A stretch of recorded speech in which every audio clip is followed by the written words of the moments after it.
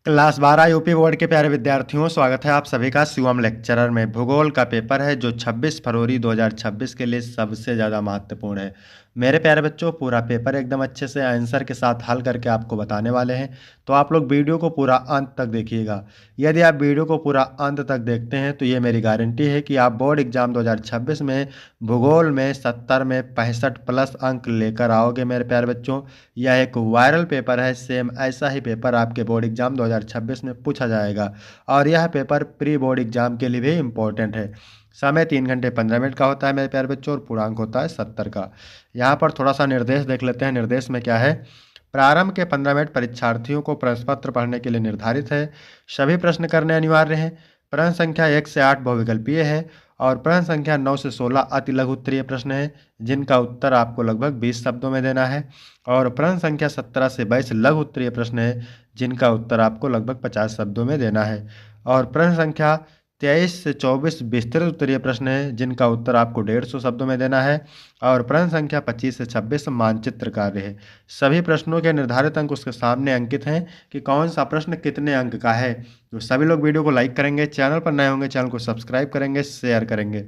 चलिए वीडियो को शुरू करते हैं। सबसे पहले बहुविकल्पीय प्रश्न, इसमें प्रश्न नंबर 1 है, रूस में सामूहिक कृषि को कहा जाता है मिल्पा, कोल, खहोज, झूम या उपरोक्त सभी। तो रूस में सामूहिक कृषि को कहा जाता है कोल, खहोज। खा ऑप्शन राइट हो जाएगा मेरे प्यारे बच्चों। यदि आपको इसका पीडीएफ चाहिए तो डिस्क्रिप्शन में टेलीग्राम की लिंक मिल जाएगी, वहां से टेलीग्राम ज्वाइन करेंगे, आपको पीडीएफ मिल जाएगा। इसके बाद प्रश्न नंबर 2 है, निम्नलिखित में से कौन सा कथन सही है? जनसंख्या वृद्धि क्षेत्रफल से प्रभावित होती है। गलत, क्षेत्रफल से प्रभावित नहीं होती है। जनसंख्या की वास्तविक वृद्धि जन्म, मृत्यु प्लस आप्रवास, ये भी गलत है। जनसंख्या की वार्षिक वृद्धि दर में 10 गुणा करने पर 10 की वृद्धि प्राप्त होती है, ये भी गलत है। यानी जनसंख्या वृद्धि प्रवास से प्रभावित होती है, ये वाला घ ऑप्शन आपका राइट हो जाएगा। इसके बाद मेरे प्यारे बच्चों प्रश्न नंबर 3 है, पार साइबेरियन रेल मार्ग इनमें से किस नगर से होकर नहीं गुजरता है? Saint Petersburg, Sydney, Moscow, Vladivostok. तो यहाँ पर सिडनी ऑप्शन से हो जाएगा। पार साइबेरियन रेल मार्ग सिडनी नगर से होकर नहीं गुजरता है, ठीक है। सेंट पीटर्सबर्ग, मॉस्को, व्लादिवोस्टॉक यहाँ से होकर के गुजरता है। तो आपका खा ऑप्शन राइट हो जाएगा। इसके बाद मेरे प्यारे बच्चों प्रश्न नंबर 4 है, नीचे कथन और कारण दिया गया है, विचार कीजिए और सही उत्तर हेतु विकल्प का चयन कीजिए। कथन है, उच्च प्रौद्योगिकी उद्योग में उच्च कुशलता एवं दक्षता वाले विशिष्ट व्यावसायिक श्रमिकों को नौकरी पर रखा जाता है। कारण है, उच्च प्रौद्योगिकी उद्योग के प्रमुख उत्पाद रोबोट, कंप्यूटर आधारित डिजाइन एवं निर्माण, रसायन व औषधियाँ हैं। तो मेरे प्यारे बच्चों कथन और कारण दोनों सही हैं, तो आपका यहाँ पर घा ऑप्शन राइट हो जाएगा। कथन एवं कारण दोनों सही है और कारण कथन की सही व्याख्या करता है, तो आपका घा ऑप्शन राइट हो जाएगा। इसके बाद मेरे प्यारे बच्चों 5 नंबर क्वेश्चन है, निम्नलिखित में से कौन सा एक समूह भारत का विशालतम भाषाई समूह है? चीनी तिब्बती, भारतीय आर्य, ऑस्ट्रिक, द्रविड़। तो मेरे प्यारे बच्चों खा ऑप्शन राइट हो जाएगा, भारतीय आर्य। भारतीय आर्य समूह भारत का विशालतम भाषाई समूह है जो देश की कुल जनसंख्या के लगभग 73% से 74% हिस्से द्वारा बोला जाता है। इसके बाद 6 नंबर क्वेश्चन है, इंदिरा गांधी नहर कमान क्षेत्र में नहीं है। जैसलमेर, कोटा, बीकानेर, नागौर। तो कोटा नहीं है मेरे प्यारे बच्चों, जैसलमेर, बीकानेर और नागौर है, ठीक है। कोटा या दक्षिण पूर्वी राजस्थान में है और चंबल नदी से निकलने वाली नहरों से सिंचित होता है, ठीक है। इसके बाद मेरे प्यारे बच्चों 7 नंबर क्वेश्चन है, निम्नलिखित में से कौन कौन से ऊर्जा के अनवीकरणीय स्रोत हैं? तो जल और सौर, ताप, खनिज तेल। तो अनवीकरणीय स्रोत है मेरे प्यारे बच्चों ताप और खनिज तेल, ठीक है। तो आपका गा और घा ऑप्शन सही हो जाएगा, ठीक है। गा और घा यानी ये वाला ऑप्शन सही हो जाएगा चौथा। यहाँ पर देखिए जल और सौर ये क्या है? नवीकरणीय स्रोत हैं, ध्यान रखेंगे। इसके बाद प्रश्न नंबर 8 है, निम्नलिखित में से कौन सा वर्ग अपने पदानुक्रम के अनुसार क्रमबद्ध है? यानी जनसंख्या या आकार के क्रम में, ठीक है। तो यहाँ पर सबसे पहले हो जाएगा आपका बृहन मुंबई, फिर कोलकाता हो जाएगा, फिर दिल्ली हो जाएगा, इसके बाद चेन्नई हो जाएगा। यहाँ पर घा ऑप्शन राइट हो जाएगा। इसके बाद मेरे प्यारे बच्चों अति लघु उत्तरीय प्रश्न, उत्तर आपको लगभग 20 शब्दों में देना है। तो प्रश्न नंबर 9 है, अशोधित अपरिष्कृत जन्म दर का सूत्र लिखिए। अशोधित यानी अपरिष्कृत जन्म दर यानी क्रूड बर्थ रेट, सीबीआर का सूत्र है। ठीक है, सीबीआर यानी एक वर्ष में कुल जीवित जन्मों की संख्या बटे वर्ष के मध्य की कुल जनसंख्या गुणे 1000। इस तरह से इसका सूत्र रहेगा, ध्यान रखेंगे, मोस्ट इंपॉर्टेंट क्वेश्चन है।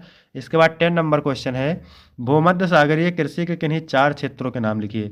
तो भूमध्य सागरीय कृषि के 4 प्रमुख क्षेत्र निम्नलिखित हैं। पहला है भूमध्य सागर के आसपास के देश जैसे इटली, स्पेन, कैलिफोर्निया, अमेरिका, मध्य चिली, दक्षिण पश्चिमी ऑस्ट्रेलिया और दक्षिण अफ्रीका का केप क्षेत्र। इसके बाद 11 नंबर क्वेश्चन है, ग्रामीण क्षेत्र से नगरीय क्षेत्र में पुरुष प्रवास अधिक क्यों है। तो ग्रामीण क्षेत्रों से शहरी क्षेत्रों में पुरुषों का अधिक प्रवास मुख्य रूप से बेहतर रोजगार के अवसरों की तलाश, उच्च शिक्षा और बेहतर जीवन स्तर यानी बिजली, पानी, स्वास्थ्य आदि की चाहत के कारण होता है। इसके बाद मेरे प्यारे बच्चों 12 नंबर क्वेश्चन है, फुटकर व्यापार सेवा को स्पष्ट कीजिए। तो फुटकर व्यापार सेवा वह व्यापारिक क्रिया है जिसमें वस्तुओं और सेवाएं सीधे अंतिम उपभोक्ताओं को बेची जाती हैं। इसके बाद 13 नंबर क्वेश्चन है, ताप विद्युत और जल विद्युत में 2 अंतर लिखिए। तो ताप विद्युत और जल विद्युत में 2 अंतर निम्नलिखित हैं। ताप विद्युत, कोयला, पेट्रोलियम या प्राकृतिक गैस जैसे जीवाश्म ईंधन को जलाकर पानी को भाप में बदला जाता है जिससे टरबाइन घूमती है और बिजली बनती है। जल विद्युत क्या है, बांधों में जमा किए गए पानी को ऊंचाई से टरबाइन पर गिराया जाता है जिससे टरबाइन घूमती है और बिजली पैदा होती है। इसके बाद 14 नंबर क्वेश्चन है, सतत पोषणीयता क्या है, मोस्ट इंपॉर्टेंट है। तो सतत पोषणीयता का अर्थ है भविष्य की पीढ़ियों की आवश्यकताओं से समझौता किए बिना वर्तमान संसाधनों का विवेकपूर्ण व संतुलित उपयोग करना। इसके बाद है 15 नंबर क्वेश्चन, क्या कह रहा है, परिवहन किन क्रियाकलापों को अभिव्यक्त करता है। परिवहन के 2 प्रमुख प्रकारों के नाम लिखिए। तो परिवहन वस्तुओं और व्यक्तियों को एक स्थान से दूसरे स्थान तक पहुंचाने वाली तृतीय क्रिया को अभिव्यक्त करता है। इसके 2 प्रमुख प्रकार स्थल परिवहन जैसे सड़क, रेल और जल परिवहन है। इसके बाद 16 नंबर क्वेश्चन है, मोस्ट इंपॉर्टेंट है, भारत के पूर्वी तट पर अवस्थित 2 पत्तनों का उल्लेख कीजिए। तो भारत के पूर्वी तट पर स्थित 2 प्रमुख पत्तन चेन्नई और विशाखापट्टनम है जो बंगाल की खाड़ी के किनारे स्थित है और देश के समुद्री व्यापार में महत्वपूर्ण भूमिका निभाते हैं। साथ ही कोलकाता, पारादीप, तूतीकोरिन, हल्दिया और एन्नौर जैसे अन्य पत्तन भी हैं। इसके बाद है लघु उत्तरीय प्रश्न, उत्तर आपको लगभग 50 शब्दों में देना है, मोस्ट इंपॉर्टेंट क्वेश्चन है। 17 नंबर है, रोपण कृषि की 4 विशेषताएं लिखिए। तो रोपण कृषि की 4 मुख्य विशेषताएं निम्न है। पहला है बड़े क्षेत्र में एकल फसल जैसे चाय, कॉफी उगाना। दूसरा है मुख्य रूप से व्यापारिक और निर्यात के लिए उत्पादन करना। अगला है उच्च पूंजी और आधुनिक तकनीक जैसे मशीन, खाद का उपयोग करना। अगला है सस्ते श्रम व विकसित परिवहन नेटवर्क पर निर्भरता जिसमें बागान, प्रसंस्करण और बाजार जुड़े होते हैं।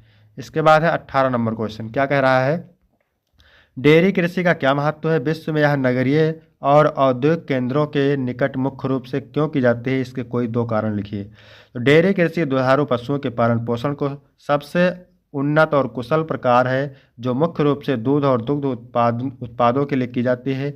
यह ग्रामीण अर्थव्यवस्था को मजबूती प्रदान करती है और रोजगार के अवसर पैदा करती है। इसके बाद अगला है, आगे है, विश्व में इसके नगरीय और औद्योगिक केंद्रों के निकट होने के 2 मुख्य कारण निम्नलिखित हैं। पहला है ताज़ा उत्पादों की मांग और बाजार। नगरों और औद्योगिक केंद्रों में ताज़ा दूध, पनीर और मक्खन की भारी मांग होती है जिससे किसानों को तैयार बाजार मिल जाता है। इसके बाद है शीघ्र खराब होने वाली प्रकृति। दूध एक जल्दी खराब होने वाला उत्पाद है। शहरों के निकट होने से परिवहन में कम समय लगता है और उत्पाद बिना खराब हुए उपभोक्ताओं तक पहुंच जाते हैं। इसके बाद 19 नंबर क्वेश्चन है, क्या कह रहा है, पार कैनेडियन रेलमार्ग का चित्र बनाकर बीच के 2 स्टेशनों का नाम लिखिए। तो यहाँ पर ये चित्र बना हुआ है मेरे प्यारे बच्चों, पार, और यहाँ पर देखिए क्वेश्चन का आंसर है। पार कैनेडियन रेलमार्ग कनाडा का एक अत्यंत महत्वपूर्ण रेलमार्ग है जो पूर्व में हैलिफैक्स को पश्चिम में वैंकूवर से जोड़ता है। इसके मार्ग में आने वाले 2 प्रमुख मध्यवर्ती स्टेशन निम्नलिखित हैं। पहला है विन्नीपेग, इसे दुनिया की गेहूं की मंडी के रूप में जाना जाता है, और रेजाइना, यह कनाडा के प्रेरी प्रदेश का एक महत्वपूर्ण केंद्र है। इसके बाद 20 नंबर क्वेश्चन है, बंजर भूमि तथा कृषि योग्य भूमि में 4 अंतर लिखिए। तो बंजर भूमि और कृषि योग्य भूमि में मुख्य अंतर निम्नलिखित है। पहला अंतर है बंजर भूमि खेती के लिए बिल्कुल अनुपयुक्त होती है और व्यर्थ भूमि तकनीकी सुधार के बाद खेती योग्य बनाई जा सकती है। बंजर भूमि हमेशा से ही अनुत्पादक रहती है। व्यर्थ भूमि जो 5 वर्षों से अधिक समय से खाली पड़ती पड़ी हो। बंजर भूमि प्राकृतिक रूप से पथरीली, रेतीली या पहाड़ी होती है और व्यर्थ भूमि जलाक्रांतता, लवणीयता या मृदा क्षरण के कारण खराब होती है। इसके बाद अगला है बंजर भूमि सुधारना अत्यधिक कठिन और खर्चीला है। व्यर्थ भूमि खाद, सिंचाई और उचित प्रबंधन से सुधारा जा सकता है। इसके बाद 21 नंबर क्वेश्चन है, यह कहा जाता है कि भारत में जल संसाधनों में तेजी से कमी आ रही है।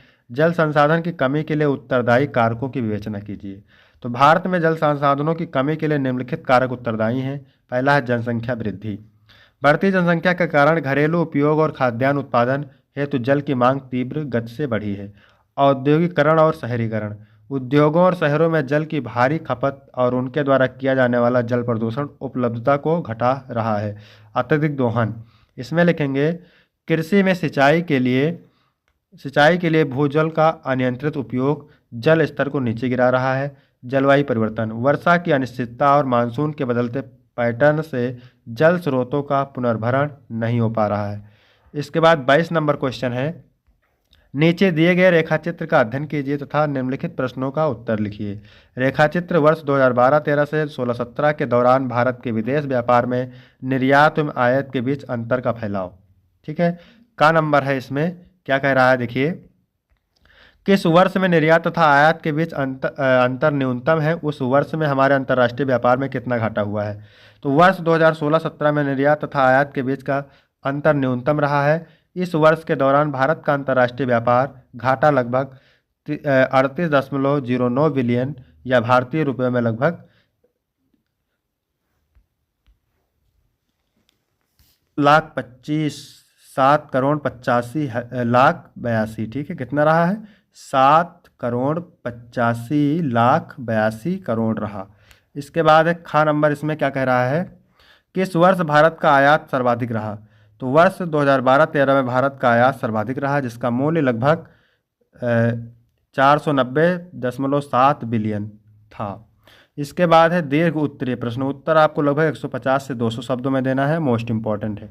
मानव विकास से क्या तात्पर्य है, मानव विकास का मापन कैसे किया जाता है, अथवा पत्तन किस प्रकार व्यापार के लिए सहायक होते हैं, पत्तनों का वर्गीकरण उनकी अवस्थिति के आधार पर कीजिए। इसके बाद 24 नंबर प्रश्न है, भारत के नगरों को कार्यात्मक वर्गीकरण कीजिए तथा प्रत्येक प्रकार को उदाहरण सहित स्पष्ट कीजिए, अथवा भारत के परिवहन के प्रमुख साधन कौन कौन से हैं, इसके विकास को प्रभावित करने वाले कारकों की व्याख्या कीजिए। तो यहाँ तक मोस्ट इंपॉर्टेंट है। इसके बाद है 26 नंबर, दिए गए भारत के रेखा मानचित्र में निम्नलिखित को उपयुक्त चिन्ह द्वारा दर्शाइए नाम सहित। 5 अंक मिलेंगे और मोस्ट इंपॉर्टेंट है। इसके बाद 26 नंबर है, दिए गए संसार के रेखा मानचित्र में निम्नलिखित को उपयुक्त चिन्ह द्वारा दर्शाइए। तो ये भी है, मोस्ट इंपॉर्टेंट है।